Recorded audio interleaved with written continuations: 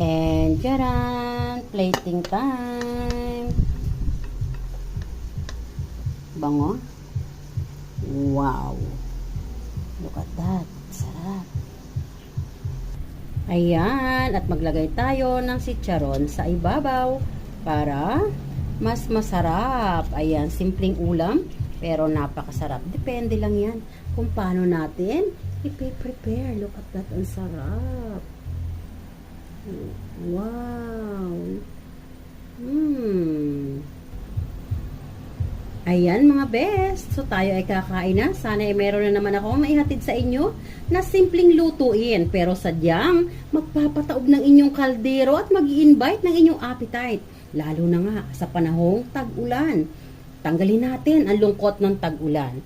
Pasayahin natin sa diskarte natin sa kusina.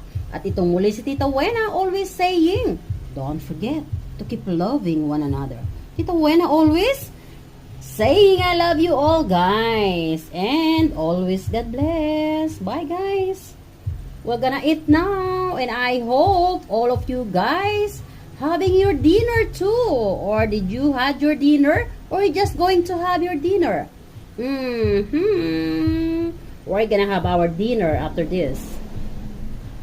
And thanks for watching. I love you all. Bye.